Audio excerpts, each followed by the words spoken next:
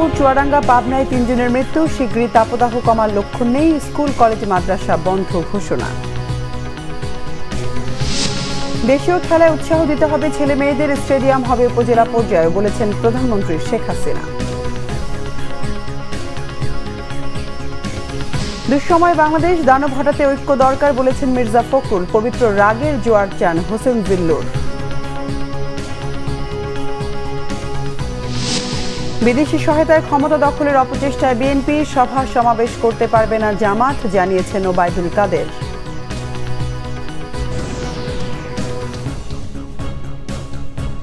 দেখছিলেন বিআরবি কেবল সংবাদ শিরোনাম, এবার বিস্তারিত সংবাদ। তীব্র তাপদাহ সারা দেশে। হিট স্ট্রোকে চুয়াডাঙ্গা, পাবনা, গাজীপুরে ৩ জনের মৃত্যু হয়েছে। এই মৌসুমে দেশের সর্বোচ্চ তাপমাত্রা যশোরে, এর কাছাকাছি চুয়াডাঙ্গায়। হাঁসফাঁস জনজীবনে বেশি বিপাকে শ্রমজীবীরা। প্রতিনিধিদের পাঠানো তথ্য ও ছবিতে ডেস্ক রিপোর্ট। তাপপ্রবাহের তীব্রতায় পড়ছে যশোর ও চুয়াডাঙ্গা। এ দুটি জেলা সহ আশেপাশে প্রতিদিনই বাড়ছে তাপমাত্রা। এক সপ্তাহ ধরে যশোরের তাপমাত্রা 40 থেকে 42 ডিগ্রি সেলসিয়াসে ওঠানামা করছে। শনিবার জেলার সর্বোচ্চ তাপমাত্রা রেকর্ড করা হয়েছে 42.6 ডিগ্রি সেলসিয়াস। লাগাতার গরমে চরম দুর্ভোগে জনজীবন। এতে বেশি ভোগান্তিতে খেটে খাওয়া মানুষ। বাড়ছে ডায়রিয়া রোগীর সংখ্যা। ভূগর্ভে নেমে গেছে পানির স্তর। গরমের জন্য টিকা যাচ্ছে না, গাড়ি চালাতে পারতেছি না, খুব কষ্ট হচ্ছে, গলা মুখ শুকিয়ে যাচ্ছে। আর গরমের সময় তো গরম পড়বে, এটা তো মানিয়ে নিতেই হবে। তারপরে এবার মনে হচ্ছে একটু বেশি গরম হচ্ছে। রাস্তার পিচ গলে যাচ্ছে, এমন তো পরিবেশে আসলে সাধারণ মানুষের জনজীবন খুবই সংকীর্ণ। টানা কয়েকদিন তীব্র দাবদাহ চুয়াডাঙ্গায়। দিন ও রাতের তাপমাত্রায়ও তেমন তফাৎ নেই। দামোহদার ঠাকুরপুর গ্রামে মাঠে কাজ করার সময় হিট স্ট্রোকে একজনের মৃত্যু হয়েছে। জেলার সর্বোচ্চ তাপমাত্রা রেকর্ড করা হয়েছে 42.3 ডিগ্রি সেলসিয়াস। বিপাকে পড়েছেন খেটে খাওয়া নিম্ন আয়ের মানুষ। প্রয়োজনের তাগিদেও ঘর থেকে বের হতে পারছেন না তারা। গরমে অসুস্থ হয়ে পড়েছেন অনেকে। হাসপাতালে বেড সংকুলান কঠিন হয়ে পড়েছে। শহরে মাইকিং করে পথচারী ও এলাকাবাসীকে সতর্ক করা হচ্ছে। চুয়াডাঙ্গা জেলায় বিশ্বের সর্বোচ্চ তাপমাত্রা পরিলক্ষিত হচ্ছে। এই সময়ে প্রয়োজন ব্যতীত বাড়ির বাইরে ঘোরাঘুরি না করে নিরাপদে বাড়িতে অবস্থান করুন। প্রচন্ড রোদ আর প্রচন্ড গরম। বসবো ছায়া স্থলে, সেখানেও প্রচন্ড গরম। তাপমাত্রার জন্য মানুষজন সব একেবারে খিজলি খাজা মতো হয়ে যাচ্ছে। রোদে বেরোলে মনে হচ্ছে শরীরে ফুসকা পড়ে যাচ্ছে, মনে হচ্ছে ফুটে যাচ্ছে। যদি ফুল হাতে পরে বেরোতে পারতাম আরো ভালো লাগতো, কিন্তু এতটাই গরম, বেরোনোও কষ্ট। 10 মিনিটের জন্য কাজ বাইরে আসতে হবে, সেটার জন্যও এতটাই বিরক্ত মনে হচ্ছে, কিন্তু না আসলেই তা না। রাজশাহীতে সর্বোচ্চ তাপমাত্রা 41 ডিগ্রি সেলসিয়াস। উত্তপ্ত আবহাওয়ায় চরম অস্বস্তিতে সাধারণ মানুষ। দুপুর হতেই ফাঁকা হয়ে যাচ্ছে রাস্তাঘাট। কষ্ট হচ্ছে রোদের গাড়ি চালাতে, খুব তাপ, কঠিন তাপ। আমি কি করবো, চালাচ্ছে বুদ্ধি নাই, চালাতে হবে তো। আসলে খালি চলা, আবার যা ছায়াতে যা বসতে হচ্ছে। প্রচন্ড গরম। এই গরমে যে ঘরের মধ্যে ফ্যান দেওয়া থাকা যায় না, এমন পরিস্থিতি। দিন রাত একই সমানে গরম। আপাতত বৃষ্টির কোনো সম্ভাবনা দেখছে না আবহাওয়া office. Bangla vision news desk. সারা দেশে তীব্র তাপদাহের কারণে 27 এপ্রিল পর্যন্ত সব শিক্ষা প্রতিষ্ঠান বন্ধ রাখার ঘোষণা দেওয়া হয়েছে, জানিয়েছেন শিক্ষামন্ত্রী। তবে 7 দিন নয়, অনির্দিষ্টকালের জন্য শিক্ষা প্রতিষ্ঠান বন্ধ রাখার দাবি অভিভাবক ঐক্য ফোরামের। এদিকে আবহাওয়া অধিদপ্তর জানিয়েছে, আগামী 7 দিন তাপমাত্রা কমার কোনো সম্ভাবনা নেই, বরং বাড়বে। ঢাকায় চলতি মৌসুমে প্রথমবারের মতো তাপমাত্রা ছাড়ালো 40 ডিগ্রি। আজ সর্বোচ্চ তাপমাত্রা যশোরে 42.6 ডিগ্রি সেলসিয়াস রেকর্ড করা হয়েছে। বিস্তারিত জানাচ্ছেন মাউন আব্দুল্লাহ। তীব্র তাপদাহের কারণে অতিষ্ঠ জনজীবন। সবচেয়ে বেশি ভোগান্তিতে ছোট ও বৃদ্ধরা। এই অবস্থায় হিট অ্যালার্ট জারি করেছে আবহাওয়া অফিস। কমার তো কোনো সম্ভাবনা নেই, বরং আগামী বেশ কিছুদিন তাপপ্রবাহ বাড়ার ইঙ্গিত দিয়ে আসছে আবহাওয়া অধিদপ্তর। এ সময় সবাইকে গরম থেকে বাঁচতে সতর্কতার সঙ্গে চলার নির্দেশনাও দিয়েছে সংস্থাটি। অথবা কিছু অঞ্চল কমে আসতে পারে, অথবা কিছু স্থান থেকে সেটা কিছু নতুন কোনো স্থান যোগ হতে পারে। এর ব্যতিক্রম কিছু হবে না। আর লোকালি যে বৃষ্টিগুলো হতে পারে সেটার প্রভাব, সাময়িক প্রভাব থাকলেও দীর্ঘমেয়াদী কোনো প্রভাব নেই, কারণ কিছুক্ষণ পরে হয়তো কয়েক ঘন্টা পরে তাপমাত্রা আবার বেড়ে যেতে পারে। সংস্থাটি বলছে, পার্শ্ববর্তী দেশ থেকে তীব্র লু হাওয়ার প্রভাবে বাড়তি তাপমাত্রার সাথে গরম বাতাসও দেখা দিয়েছে। এই অবস্থায় বেশ কিছুদিন বৃষ্টির সম্ভাবনাকেও উড়িয়ে দিচ্ছে সংস্থাটি। ওই পশ্চিমা বাতাসটা এদিক থেকে আসে, হিটটাও বেশি এই দিক থেকে আসে। পশ্চিমা বাতাসটা থাকে শুষ্ক, যেখানে ময়েশ্চারের পরিমাণ খুব কম, তাপমাত্রা বেশি থাকে, কিন্তু কথা হলো একটা আরামদায়ক কি বাতাসে জলীয় বাষ্পের পরিমাণ কম থাকে, ঘামলে তাড়াতাড়ি শুকায়। এর সাথে যদি দক্ষিণা বাতাস যোগ হয় ময়েশ্চার সমৃদ্ধ, অস্বস্তি বাড়ায় দেয়। কিন্তু বাতাসটা এই দিক থেকেও আসে, মাঝে মাঝে এই দিক থেকেও আসে। ওই বাতাসটার কারণে আমাদের খুলনা রাজশাহীতে তাপমাত্রা বেশি হয়, পাশাপাশি ঢাকা এবং বরিশালে তাপমাত্রাটা বেশি হয়। তীব্র তাপদাহে যখন চারপাশে হাসপাস অবস্থা, তখন বিভিন্ন মহল থেকে দাবি জানানো হচ্ছিল স্কুল কলেজ বন্ধের মেয়াদ বাড়ানোর। দাবির প্রেক্ষিতে প্রথমে প্রতিষ্ঠানের অ্যাসেম্বলি বন্ধ ঘোষণা করা হলেও পরক্ষণেই ঘোষণা এলো শিক্ষা প্রতিষ্ঠান বন্ধের। শিক্ষার্থীদের স্বাস্থ্য ও সুরক্ষা বিবেচনায় চলমান ছুটি বৃদ্ধি করে ২৭ তারিখ পর্যন্ত রাখার ঘোষণা দেয় শিক্ষামন্ত্রী। আমরা আমাদের স্বাস্থ্য মন্ত্রণালয়ের সাথে পরামর্শক্রমে এবং আবহাওয়া অধিদপ্তরের যে পূর্বাভাস, সেই পূর্বাভাসের আলোকে কয়েকদিনের জন্য, অর্থাৎ এই সপ্তাহে চলমান যে কার্য দিবসগুলো আছে সেগুলোর জন্য বিদ্যালয় সমূহ মাধ্যমিক পর্যায় থেকে, যেহেতু প্রাথমিক শিক্ষা মন্ত্রণালয় আলাদা সিদ্ধান্ত দেবেন, আপাতত সেটা বন্ধ রাখার একটা নির্দেশনা দেওয়া হয়েছে। তবে এর মেয়াদ অনির্দিষ্টকালের জন্য রাখার জোর দাবি জানিয়ে আসছে অভিভাবক ঐক্য ফোরাম। ছোট ছোট ছেলেমেয়েরা তারা কিভাবে স্কুল কলেজে যাবে? তারা তো অজ্ঞান হয়ে পড়ে যাবে, তারা অসুস্থ হয়ে পড়ে যাবে। ইতিমধ্যেই এই গরমে অনেক শিশুরা হাসপাতালে ভর্তি হয়েছে। অতএব আমরা চাই এই শিক্ষা প্রতিষ্ঠান অনির্দিষ্টকালের জন্য বন্ধ ঘোষণা করা হোক। তীব্র গরমে প্রয়োজন ছাড়া বাহিরে বের না হওয়ার পরামর্শ দিচ্ছেন বিশেষজ্ঞ চিকিৎসকরা। মামুন আব্দুল্লাহ, বাংলা ভিশন, ঢাকা। লেখাপড়ার পাশাপাশি খেলাধুলা ও শৃঙ্খল জীবনযাপনের মাধ্যমে আগামী প্রজন্ম যোগ্য নাগরিক হিসেবে গড়ে উঠবে, সেই প্রত্যাশা ব্যক্ত করেছেন প্রধানমন্ত্রী শেখ হাসিনা। বিকেলে বঙ্গবন্ধু গোল্ড কাপ প্রাথমিক বিদ্যালয় ফুটবল টুর্নামেন্ট 2023 ও বঙ্গমাতা শেখ ফজিলাতুন্নেসা মুজিব গোল্ড কাপ প্রাথমিক বিদ্যালয় ফুটবল টুর্নামেন্ট 2023-এর ফাইনাল খেলা ও পুরস্কার বিতরণী অনুষ্ঠানে যোগ দিয়ে এসব কথা বলেন প্রধানমন্ত্রী। রিপোর্ট রকুনুজ্জামানের। শনিবার বিকেলে আর্মি স্টেডিয়ামে অনুষ্ঠিত হয় বঙ্গমাতা শেখ ফজিলাতুন্নেসা মুজিব গোল্ড কাপ প্রাথমিক বিদ্যালয়ের ফুটবল টুর্নামেন্ট 2023।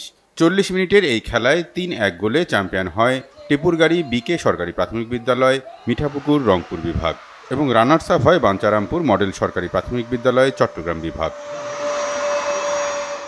এর আগে সকালে বঙ্গবন্ধু গোল্ড কাপ প্রাথমিক বিদ্যালয় ফুটবল টুর্নামেন্ট 2023-এ বিজয়ী দল চর গোলাবাড়ি মাদারগঞ্জ জামালপুর এই টুর্নামেন্টের খেলোয়াড়দের পুরস্কার দিতে মাঠে উপস্থিত হন প্রধানমন্ত্রী শেখ হাসিনা। বঙ্গমাতা শেখ ফজিলাতুন্নেসা মুজিব গোল্ড কাপ প্রাথমিক বিদ্যালয়ের ফুটবল টুর্নামেন্ট 2023-এর দ্বিতীয়ার্ধের খেলা উপভোগ করেন প্রধানমন্ত্রী। চ্যাম্পিয়ন ও রানার্স আপ সহ অংশগ্রহণকারী সব দলকে শুভেচ্ছা জানান শেখ হাসিনা। সুস্থ জীবন গড়ে তুলতে খেলাধুলার প্রয়োজনীয়তার কথা তুলে ধরেন। আমাদের যারা খুদে ফুটবলার, আমি সবাইকে আমার আন্তরিক শুভেচ্ছা জানাচ্ছি। আমি যখনই সরকার এসেছে তখনই আমি চেষ্টা করেছি খেলাধুলার প্রতি আমাদের ছেলে মেয়েদের আরও বেশি অনুরাগী করতে, কারণ খেলাধুলা মানুষের শারীরিক মানসিক শক্তি দেয়। আমাদের খেলাধুলায় আমাদের ছেলেমেয়েরা যেন আরও বেশি আগ্রহ হয়, আরও বেশি আগ্রহী হয়ে অংশগ্রহণ করে। আমাদের দেশীয় খেলাগুলিকেও সমানভাবে সুযোগ দিতে হবে, কারণ দেশীয় খেলাগুলির মধ্য দিয়েই আমাদের ছেলে মেয়েদের আরও মেধা বিকাশের সুযোগ হবে। শুধু দেশেই নয়, আন্তর্জাতিক পর্যায়ে সুনাম বয়ে আনছে কোমলমতি শিশু খেলোয়াড়রা। উল্লেখ করে প্রধানমন্ত্রী বলেন, ভবিষ্যতে লেখাপড়ার পাশাপাশি খেলাধুলার চর্চার মাধ্যমে যোগ্য নাগরিক হয়ে গড়ে উঠবে নতুন প্রজন্ম।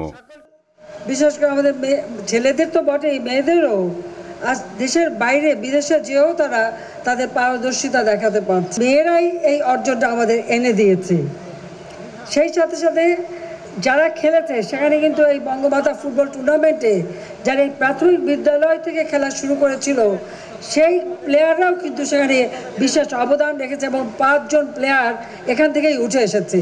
কাজে আমাদের জন্য ভবিষ্যতের জন্য একটা বিরাট সম্ভাবনা রয়ে গেছে। উপজেলা পর্যায়ে খেলাধুলাকে আরও ছড়িয়ে দিতে সরকারের পদক্ষেপের নানা দিক তুলে ধরেন প্রধানমন্ত্রী। রকুনুজ্জামান, বাংলা ভিশন, ঢাকা। দেশ কঠিন দুঃসময় পার করছে বলে মন্তব্য করেছেন বিএনপির মহাসচিব মির্জা ফখরুল ইসলাম আলমগীর। তিনি বলেন, এই দানব সরকারকে সরাতে সবাইকে ঐক্যবদ্ধ হতে হবে। ডাক্তার জাফরুল্লাহ চৌধুরীর প্রথম মৃত্যুবার্ষিকীর স্মরণ সভায় বক্তারা বলেন, দেশে এখন পবিত্র রাগের জোয়ার দরকার। মিরাজ হোসেন গাজীর রিপোর্ট। গণস্বাস্থ্য কেন্দ্রের প্রতিষ্ঠাতা বীর মুক্তিযোদ্ধা ডাক্তার জাফরুল্লাহ চৌধুরীর স্মরণ সভায় অংশ নেন দেশের নানা ক্ষেত্রের বিশিষ্ট নাগরিকরা। তারা বলেন, মুক্তিযোদ্ধা ডাক্তার জাফরুল্লাহ চৌধুরী ছিলেন আজীবন বিপ্লবী। গোটা জাতি এই ক্ষণজন্মা মানুষকে স্মরণ করবে তার আদর্শ, নীতি ও ত্যাগের জন্য। এত অন্যায়, অনিয়ম এবং অসন্তোষের কারণ ঘটেছে, প্রতিটা ক্ষেত্রে আমরা জাফরুল্লাহ ভাইকে মিস করেছি। মনে হয়েছে জাফরুল্লাহ ভাই যদি থাকতো, এই সমস্ত কিছুর প্রতিবাদ আরো অনেক জোরালোভাবে হতো। যারা প্রভাবশালী নয়, প্রতিপত্তিশালী নয়, ক্ষমতাধর নয়, তিনি সকলের বন্ধু। তিনি সবসময় তাদের পাশে দাঁড়াতেন, তিনি তাদের কথা বলতেন, তাদের জন্য সংগ্রাম করেছেন, আজীবন তিনি তাই করেছেন। জাফরুল্লাহ চৌধুরী মারা যাওয়ার পরে একজন অভিভাবক তুল্য মানুষ সবার আগে যিনি দাঁড়িয়েছেন, এমন কেউ কি বলতে পারবেন একজন আছেন যিনি সাহায্য চেয়েছেন, সহযোগিতা চেয়েছেন? জাফরুল্লাহ চৌধুরী নানাভাবে সহযোগিতার হাত বাড়িয়ে দেননি। অভ্যস্ত হয়ে গেছি আমরা খুব সহজে, এই চলছে, এটাই চলবে। এইখানে আসলে আজকে রেগে যাওয়ার সময় হয়েছে, এবং এই রেগে যাওয়াটা এক ধরনের ইমোশনাল রাগ নয়। আমি বলতে চাচ্ছি যে একটা পবিত্র রাগের জোয়ার প্রয়োজন বাংলাদেশের আজকে, এবং এই জোয়ার আসবে। এই জোয়ার সৃষ্টিতে আমিও ব্রতী হব। এই জোয়ার সবার সম্মিলিত প্রচেষ্টায় এই জোয়ার তৈরি হবে, এই আশাবাদ ব্যক্ত করছি। ডাক্তার জাফরুল্লাহ চৌধুরীর পরিবার ছিল তার প্রতিষ্ঠিত গণস্বাস্থ্য কেন্দ্র। নিজের স্বজনদের চেয়ে সাধারণ মানুষের কল্যাণে আজীবন সংগ্রাম করেছেন তিনি। আমার বাবা আমাকে শিখিয়েছে যে একটা ফ্যামিলি শুধু রক্তের না, ফ্যামিলি অনেক মানুষ হতে পারে। সো গণস্বাস্থ্যে সবাই আমার ফুফু, চাচা এরা ছিল, আর এটা এখনও সত্যি। স্মরণ সভায় প্রধান অতিথি বিএনপির মহাসচিব মির্জা ফখরুল ইসলাম আলমগীর বলেন, ডাক্তার জাফরুল্লাহ চৌধুরী ছিলেন এই জাতির অভিভাবক। তার অভাব সব সময় অনুভব করবে বাংলাদেশ। দেশে আজকে যে পরিস্থিতি, সেখানে বিপ্লবী চেতনা জরুরি বলেও মন্তব্য করেন মির্জা ফখরুল ইসলাম আলমগীর। আমরা এখন অত্যন্ত দুঃসময়, কঠিন সময় অতিক্রম করছি। রাজনৈতিক, অর্থনৈতিক সংকট ভয়াবহভাবে আমাদেরকে আক্রমণ করেছে। এর থেকে বেরিয়ে আসার জন্য আমরা হাত পা ছুটছি। আমরা যারা রাজনীতি করি, রাজনৈতিক কর্মী আছি, তারা বিভিন্নভাবে চেষ্টা করছি। আমরা নিগৃহীত হচ্ছি, নির্বিচারে নির্যাতিত হচ্ছি। অনেকে তাদের জীবন দিচ্ছেন, প্রাণ দিচ্ছেন, তারপর এই দানবকে সরানো যাচ্ছে। এটা বাস্তবতা। আসলেও এখন প্রয়োজন সমগ্র জাতির ঐক্যবদ্ধ হওয়া। দেশে গণতন্ত্র ফিরিয়ে আনতে ডাক্তার জাফরুল্লাহ চৌধুরীর মতো সাহসী মানুষের অনুপ্রেরণায় এগিয়ে যেতে সবাইকে ঐক্যবদ্ধ হওয়ার আহ্বান জানান স্মরণ সভার বক্তারা। মিরাজ হোসেন গাজী, বাংলা ভিশন, ঢাকা। আওয়ামী লীগের সাধারণ সম্পাদক ওবায়দুল কাদের বলেছেন, জনগণের দল হিসেবে বিএনপি তার গ্রহণযোগ্যতা হারিয়েছে। এই মুহূর্তে বিদেশিরা যদি কোনোভাবে ক্ষমতা দখলে সাহায্য করতে পারে, সে আশায় বিদেশিদের কাছে ধর্ণা দিচ্ছে বলে অভিযোগ তার। বিএনপিকে একটি সন্ত্রাসী দল দাবি করলেও এটি নিষিদ্ধের সিদ্ধান্ত এখনো হয়নি বলেও জানান ওবায়দুল কাদের। আহমেদ সরওয়ারের রিপোর্ট। শনিবার ধানমন্ডির দলীয় সভাপতির রাজনৈতিক কার্যালয়ে সংবাদ সম্মেলন করেন আওয়ামী লীগ সাধারণ সম্পাদক ওবায়দুল কাদের। এতে এক প্রশ্নের জবাবে তিনি দাবি করেন, জনগণের কাছে সাড়া না পেয়ে বিএনপি এখন বিদেশিদের কাছে ধর্ণা দিচ্ছে, অবিরাম সরকারের বিরুদ্ধে নালিশ করছে। জনগণের কাছে না গিয়ে বিদেশিদের কাছে দেশের বিরুদ্ধে নালিশ করছে, এটা তাদের পুরনো স্বভাব,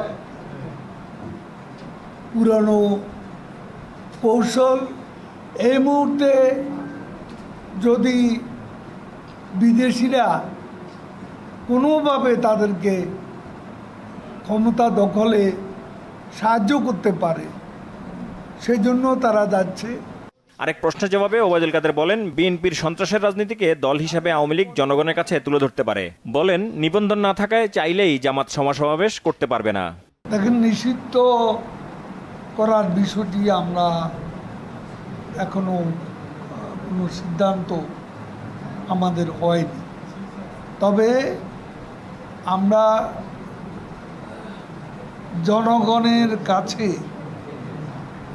বিএনপির সন্ত্রাসের রাজনীতি ব্যাপারে আমরা ঘৃণার আগুন ছড়িয়ে দিতে পারি এবং তাদেরকে জনগণের কাছে আরও বিচ্ছিন্ন, আরও অপ্রাসঙ্গিক করে তোলার প্রয়াস আমরা চালাতে পারি। বিএনপি আসলে কোনো রাজনৈতিক দলের বৈশিষ্ট্য এখন প্রকাশ করে না। তাদের কর্মকাণ্ডে তারা একটা সন্ত্রাসী দল, এটাই তাদের পরিচয়। উপজেলা নির্বাচনে দলীয় এমপি মন্ত্রীদের কোনো স্বজন যেন প্রতিদ্বন্দ্বিতা না করে সে বিষয়ে আবারও হুঁশিয়ারি দেন ওবায়দুল কাদের। একটা দল, আমি এমপি, আমি মন্ত্রী, আবার আমার ভাই, আবার আমার আরেক ভাই, ছেলে, শ্যালক, এরাও পদ নিয়ে যাবে সব। তো তাহলে তৃণমূলের কর্মীরা কি, তাদের কি পদে যাওয়ার কোনো অধিকার নেই? দলের এই সিদ্ধান্তকে অন্য কোনোভাবে ব্যাখ্যা করে স্বজনদের উপজেলা নির্বাচনে অংশগ্রহণের সুযোগ নেই বলেও দাবি আওয়ামী লীগ সাধারণ সম্পাদকের। এরাও পদ নিয়ে যাবে সব। আহমেদ সরওয়ার, বাংলা ভিশন, ঢাকা। নির্বাচন কমিশনার মোহাম্মদ আলমগীর বলেছেন, উপজেলা নির্বাচন অত্যন্ত শান্তিপূর্ণভাবে হতে হবে, কেউ যাতে প্রচারণা বা ভোটারকে বাধা দিতে না পারে এবং আইন শৃঙ্খলার অবনতি যেন না হয় এই বার্তা দেওয়া হয়েছে। শনিবার দুপুরে মানিকগঞ্জ জেলা প্রশাসকের কার্যালয়ে হরিরামপুর ও সিংগাইর উপজেলা পরিষদ নির্বাচনে প্রার্থীদের সাথে মতবিনিময় শেষে সাংবাদিকদের তিনি এসব কথা বলেন। তিনি আরও বলেন, এটি কোনো রাজনৈতিক নির্বাচন নয়, এটা স্থানীয় সরকার নির্বাচন। এখানে কোনো রাজনৈতিক পরিচয়ের প্রয়োজন নেই, যে কেউ স্বাধীনভাবে নির্বাচনে অংশ নিতে পারে। সকলের সহযোগিতায় জাতীয় নির্বাচন যেমন শান্তিপূর্ণ পরিবেশে হয়েছে, উপজেলা পরিষদ নির্বাচন আরও উৎসবমুখর হবে বলে আশাবাদ জানান নির্বাচন কমিশনার আলমগীর। মধ্যপ্রাচ্য যুদ্ধে জড়ালে বিশ্ব আরেকটি অর্থনৈতিক সংকটে পড়ার শঙ্কা করছে দাতা সংস্থা IMF। সাবধানতার অংশ হিসেবে নতুন করে সংকটে থাকা দেশগুলোর কর কাঠামো ও রাজস্ব ব্যবস্থাপনা ঠিক করার পরামর্শ দিলেন সংস্থাটির শীর্ষ ব্যক্তিরা। মূল্যস্ফীতি নিয়ন্ত্রণে রাখতে অর্থনৈতিক সংস্কার নিশ্চিতেরও তাগিদ দিচ্ছে IMF। ওয়াশিংটন থেকে রিপোর্ট গোলাম ময়নুল আহসানের। প্রথা অনুযায়ী IMF এর বোর্ড অব গভর্নর্সের সভায় সদস্য দেশগুলো অর্থমন্ত্রী বা কেন্দ্রীয় ব্যাংকের গভর্নররা অংশ নেন। সবাই সদস্য দেশগুলো অর্থমন্ত্রী বা গভর্নর পদমর্যাদার প্রতিনিধিরা থাকলেও বাংলাদেশের পক্ষে যোগ দেন অর্থ সচিব। যদিও এই বিষয়ে জানতে চাইলে গণমাধ্যমে বক্তব্য দিতে চাননি অর্থ সচিব। বৈঠক শেষে সংবাদ সম্মেলনে হাজির হন সংস্থাটির শীর্ষ ব্যক্তিরা। এ সময় IMF MD বলেন, অর্থনৈতিক সংকট এড়াতে চাইলে সংস্কার করতে হবে অর্থনৈতিক কাঠামোর। আমরা চাই বিশ্বজুড়ে উচ্চ জিডিপি প্রবৃদ্ধি অর্জিত হোক, জীবনযাত্রার মান বাড়ুক, নিম্ন আয়ের দেশগুলোর আয় বাড়ুক। IMF সেক্ষেত্রে কি করতে পারে? আমরা সম্মত হয়েছি অর্থনৈতিক নীতি সংস্কারের, মূল্যস্ফীতি কমিয়ে আনা সহ রাজস্ব আহরণের ত্রুটি কমিয়ে আনার। IMF-এর সভাপতি বলেন, মধ্যপ্রাচ্যে অস্থিরতা এখন অর্থনীতির জন্য বড় চিন্তার কারণ। খুবই দুঃখজনক বিষয় হলো ভূ রাজনৈতিক সংকট বাড়ছে। কোনো সন্দেহ নেই এ কারণে অর্থনীতি আবারও সংকটে পড়বে। গরিব মানুষের স্বার্থেই সংঘাত বাদ দিয়ে সবাইকে আলোচনার মাধ্যমে সমাধান খুঁজতে হবে। অর্থনৈতিক উত্তরণে গতানুগতিক ব্যবস্থায় না থেকে মানব সম্পদের দক্ষতা ভিত্তিতে জোর দেওয়ার তাগিদ দেন ক্রিস্টালিনা জর্জিয়েভিয়া। বিশ্ব চলমান যুদ্ধগুলো দেশে দেশে অর্থনৈতিক সংকট তৈরি করেছে। আইএমএফ বিশ্বব্যাংকের বসন্তকালীন বৈঠকে এই বিষয়টি বারবার আসছে। সাম্প্রতিক সময়ে ইরান ও ইসরায়েল কেন্দ্রিক মধ্যপ্রাচ্য অস্থিরতা আগামী দিনে অর্থনৈতিক সংকট বাড়াবে কিনা সেই টেনশন নিয়ে কিন্তু এবারে আসর শেষ হচ্ছে। গোলাম মনিরুল হাসান, বাংলা ভিশন, বিশ্বব্যাংক সদর দপ্তর, ওয়াশিংটন ডিসি। কিশোরগঞ্জের ঐতিহাসিক পাগলা মসজিদের 9টি সিন্দুকে এবার মিলেছে রেকর্ড 27 বস্তা টাকা, বিপুল পরিমাণ স্বর্ণালংকার ও বৈদেশিক মুদ্রা। শনিবার সকাল থেকে সিন্দুক খুলে চলছে অর্থ গণনার কাজ। কিশোরগঞ্জ থেকে নাসিম খানের তথ্য ছবিতে ডেস্ক রিপোর্ট। 4 মাস 11 দিন পর আবার খোলা হলো কিশোরগঞ্জের ঐতিহাসিক পাগলা মসজিদের 9টি দান সিন্দুক। মিলেছে রেকর্ড 27 বস্তা টাকা। মাদ্রাসার 1.5 শতাধিক ক্ষুদে শিক্ষার্থী, ব্যাংকের অর্ধশত স্টাফ এবং মসজিদ কমিটি ও আইন শৃঙ্খলা বাহিনীর সদস্য মিলে গণনা করা হয় এসব টাকা। কিশোরগঞ্জ শহরের নরসুন্দা নদীর তীরের ঐতিহাসিক মসজিদটিতে 3 থেকে 5 মাস পর পর খোলা হয় এই সিন্দুক। স্থানীয়রা বলছে, মসজিদে দান করলে মনের বাসনা পূরণ হয়, মুশকিল আসান সহ মেলে রোগ ব্যাধি থেকে মুক্তি। এমন বিশ্বাসে দান করেন দেশ বিদেশের অসংখ্য মানুষ। মহাবীর ইশাকা মধুস্থানপুর জিলকদরকার স্মৃতি বিজড়িত ঐতিহাসিক এই পাগলা মসজিদ। আর এই পাগলা মসজিদের একটা অলৌকিক কারামতি রয়েছে। এখানে হিন্দু মুসলিম সকলেই সম্মিলিতভাবে দান করে থাকেন। দান করলে মনোবাসনা পূর্ণ হয়, এই আশায় মানুষ এখানে দান করে থাকে। মসজিদটিতে নগদ টাকা ছাড়াও স্বর্ণালঙ্কার, চাল, ডাল, গরু, ছাগল, হাঁস, মুরগি সহ অনেক কিছু দান করেন সাধারণ মানুষ। দানের টাকায় মসজিদ ঘিরে আন্তর্জাতিক মানের দৃষ্টিনন্দন বহুতল ইসলামী কমপ্লেক্স নির্মাণ করা হবে। প্রকল্পের প্রাথমিক ব্যয় ধরা হয়েছে 115 কোটি টাকা। যে ব্যাংকে এই মসজিদের অ্যাকাউন্ট রয়েছে সেখানে নিরাপদে পৌঁছে দেওয়া দায়িত্ব। এছাড়াও যে 4 মাস 10 দিন পর আজকে খোলা হলো, এই যে 4 মাস 10 দিন সময়, প্রথম দিন থেকে এই টাকাটা বিভিন্ন সিন্ধুকে দেওয়া শুরু করে, দান করা শুরু করে সাধারণ মানুষ, যাতে এই 4 মাস 10 দিনও নিরাপদ থাকে। এটার জন্য আমাদের একটা কর্মপরিকল্পনা থাকে। দানের টাকায় জেলার বিভিন্ন মসজিদ, মাদ্রাসা ও এতিমখানায় অনুদান দেওয়ার পাশাপাশি অসহায় ও জটিল রোগে আক্রান্তদের সহায়তা করা হয়। সারা বছর চলে সমাজসেবামূলক কাজ। মানুষ সহ সারা দেশের মুসলমান এবং বিশ্বের অন্যান্য অঞ্চলের মুসলমানদের অন্য ধরনের একটা আবেগ রয়েছে। এই অঞ্চলের মানুষজন যখন ঘর থেকে বের হয়, যে একটা অটো রিক্সা নিয়ে যাচ্ছে, উনিও যাওয়ার সময় দেখা যাচ্ছে পাগলা মসজিদে দান করে যাচ্ছেন। কোনো একজন ব্যবসায়ী দোকান বন্ধ করে বাসায় যাচ্ছেন, উনিও যাওয়ার সময় পাগলা মসজিদে দান করে যাচ্ছে। এই দান বাক্সের যে পরিমাণ টাকা আমাদের আসে, সব টাকা আমাদের ব্যাংক হিসাবে জমা প্রদান করা হয় এবং প্রত্যেকটা পয়সা দিয়ে এখানে হিসাব রয়েছে। এর আগে 9 ডিসেম্বর সিন্দুক খুলে 23 বস্তায় পাওয়া গিয়েছিল 6,32,51,000 টাকা। দিন যত যাচ্ছে পাগলা মসজিদের খ্যাতি ও জৌলুসের পাশাপাশি দানের পরিমাণ ততই বাড়ছে। Bangla vision news desk. একাধিকবার সময় বাড়ানোর পরও পূরণ হয়নি হজ নিবন্ধনের কোটা। সরকার নির্ধারিত কোটার চেয়ে প্রায় 42,000 কম মুসল্লি যাচ্ছেন এবারের হজে। মুসল্লিরা এর জন্য অতিরিক্ত খরচকে দায়ী করলেও ধর্মমন্ত্রীর দাবি, গত বছরের তুলনায় এবার আরও কমানো হয়েছে হজের খরচ। শুভ মাহফুজের রিপোর্ট। 2022 সালে সরকারি ব্যবস্থাপনা হজ্জের জন্য 3টি প্যাকেজ ঘোষণা করে সরকার। এর মধ্যে সর্বোচ্চ 4,25,000 টাকা আর সর্বনিম্ন খরচ ছিল 3,15,000 টাকা। এরপর গেল বছর সরকার আবারও হজ্জের খরচ বাড়ানোর ঘোষণা দেয়, যেখানে সরকারি ব্যবস্থাপনা 6,83,018 টাকা ও বেসরকারি ব্যবস্থাপনা 6,72,618 টাকা নির্ধারণ করা হয় হজ্জের খরচ। এরপর থেকেই মূলত দেশে কমতে থাকে হজ যাত্রীর সংখ্যা। এবছর প্রায় লক্ষাধিক টাকা খরচ কমানোর পরও সরকারিভাবে 4,562 জন এবং বেসরকারিভাবে 80,695 জন নিবন্ধিত হজযাত্রীর তথ্য জানায় ধর্ম মন্ত্রণালয়, যা নির্ধারিত কোটা থেকে 1/3 কম। শনিবার রাজধানীর ওসমানী স্মৃতি মিলনায়তনে হজ্জের সময় করণীয় ও সার্বিক ব্যবস্থা নিয়ে হজযাত্রীদের প্রশিক্ষণের আয়োজন করে ধর্ম মন্ত্রণালয়। সারা দেশে 4 দিনব্যাপী এই প্রশিক্ষণে অংশ নেন 30,000 হজযাত্রী। প্রশিক্ষণ কার্যক্রম উদ্বোধন করে ধর্মমন্ত্রী দাবি করেন, এবছর হজ্জের কোটা পূরণ না হলেও শুধুমাত্র প্রধানমন্ত্রীর ইচ্ছায় কমানো হয়েছে হজ্জের খরচ। দোয়া চাই আপনাদের কাছে মাননীয় প্রধানমন্ত্রী জয়ন্তী শেখ হাসিনার জন্য, যার কারণে আজকে এত টাকা কমাইতে পারছি আমরা। ওনার নির্দেশনায় আমরা যাবতীয় কিছু থেকে সব, সরকারে কিন্তু 1 টাকাও লাভ করে না সরকারি হজযাত্রী যারা যায়, আর যারা বেসরকারি যায় তাদের কিছু লাভ করতে হয়। তার মধ্যেও আমরা হিসাব করে সেই কাজটা করেছি, যাতে করে আপনাদের উপরে বার্ডেন ও গত বছরের মতো না পড়ে। আল্লাহ তাআলা সেটাও করার তৌফিক দিয়েছে। এজেন্সিদের বিরুদ্ধে কঠোর হুঁশিয়ারি জানিয়ে তিনি বলেন, হজযাত্রীদের সঙ্গে প্রতারণা করলে বাতিল করা হবে সংশ্লিষ্ট এজেন্সির লাইসেন্স। এজেন্সির মালিকদের উপরে কার্যকর ব্যবস্থা গ্রহণ করা হয় যদি কোনো অন্যায় করে, সেদিক থেকে আমরা লক্ষ্য রাখবো। আপনাদের কাছে অনুরোধ, তাদেরকে আপনারা একটু সহযোগিতা করবেন। ওখানেও আপনারা কমপ্লেন দিতে পারবেন, এসেও আপনারা কমপ্লেন দিতে পারবেন।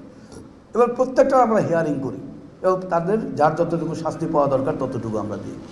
চাঁদ দেখা সাপেক্ষে আগামী 16 জুন অনুষ্ঠিত হবে পবিত্র হজ। শুভ মাহফুজ, বাংলা ভিশন, ঢাকা।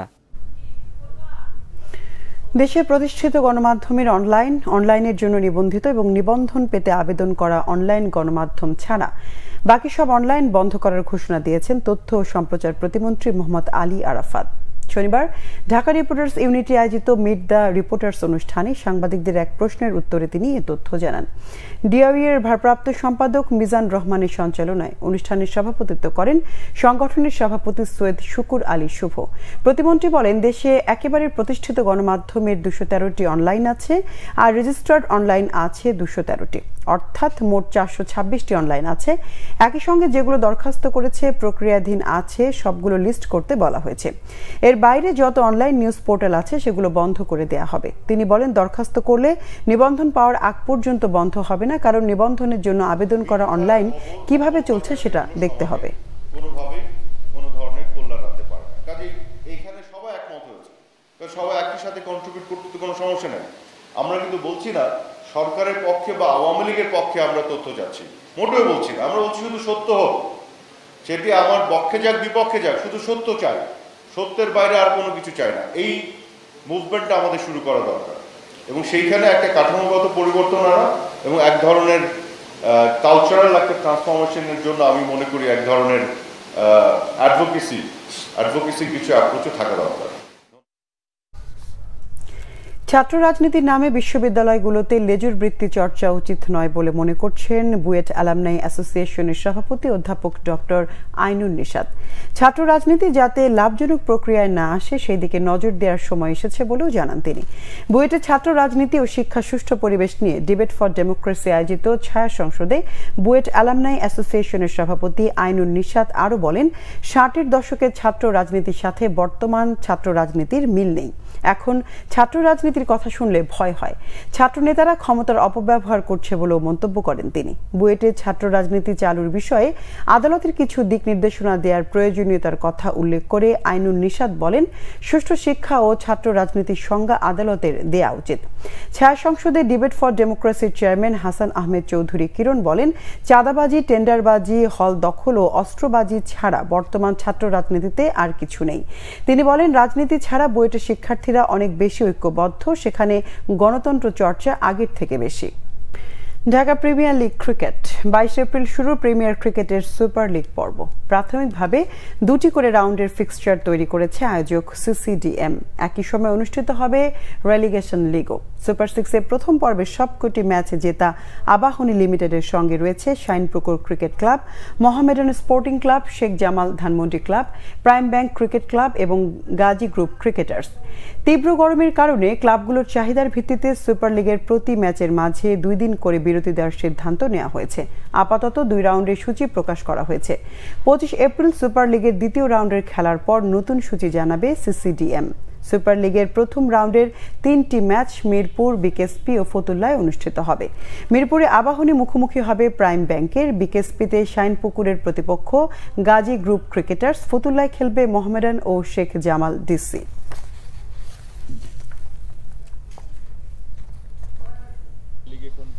টিম খেলছে, রেলিগেশনে কোন 3টা টিম খেলছে। ক্লাবগুলোর ফ্যাসিলিটিস নিয়ে কিছু অবজারভেশন ছিল, প্লাস গরমের জন্য তারা কিছু এক্সট্রা জিনিসপত্র চেয়েছে, সেগুলো আমরা মিটিং আলোচনা করে এনশিওর করলাম ওগুলো যাতে অ্যাভেলেবল থাকে ফ্রম নেক্সট ম্যাচ। আমরা 22 তারিখ থেকে সুপার লিগটা শুরু করছি। এরপরে আমরা 2 দিন গ্যাপ দিয়ে, যেহেতু হিট, প্র্যাকটিস, রেস্ট 3টা জিনিসের ইস্যু আছে, সো নেক্সট ম্যাচ হবে 25 তারিখে। 25 তারিখের পরে শিডিউলটা আমরা এখনও ফাইনাল করিনি, depending on the clubs feedback. আমরা হয়তো এটা আমরা আসলে গত 3টা সিজন ধরে যেটা চেষ্টা করছি সেটা হচ্ছে একটা ফিক্সড ক্যালেন্ডার, এবং আমরা চেষ্টা করতেছি বিপিএল এর সাথে শিডিউলটাকে ঠিক রেখে যত তাড়াতাড়ি লিগটাকে চালু করা যায়। লিগে কোন 6টা টিম খেলছে, রেলিগেশনে কোন টিম। সংবাদ শেষ করব বিআরবি কেবল শিরোনামগুলো আরেকবার জানিয়ে। হিট স্ট্রোকে গাজীপুর, চুয়াডাঙ্গা, পাবনায় 3 জনের মৃত্যু। শীঘ্রই তাপদাহ কমার লক্ষণ নেই। স্কুল, কলেজ, মাদ্রাসা বন্ধ ঘোষণা। দেশীয় খেলায় উৎসাহ দিতে হবে ছেলে মেয়েদের, স্টেডিয়াম হবে উপজেলা পর্যায়েও বলেছেন প্রধানমন্ত্রী শেখ হাসিনা। দুঃসময়ে বাংলাদেশ, দানব হটাতে ঐক্য দরকার বলেছেন মির্জা ফখরুল। পবিত্র রাগের জোয়ার চান হোসেন জিল্লুর। বিদেশি সহায়তায় ক্ষমতা দখলের অপচেষ্টায় বিএনপি সভা সমাবেশ করতে পারবে না জামাত, জানিয়েছেন ওবায়দুল কাদের।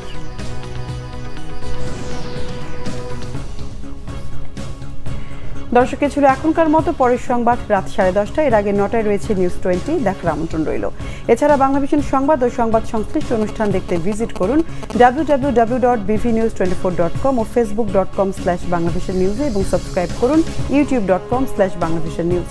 এতক্ষণ সঙ্গে থাকায় ধন্যবাদ সবাইকে।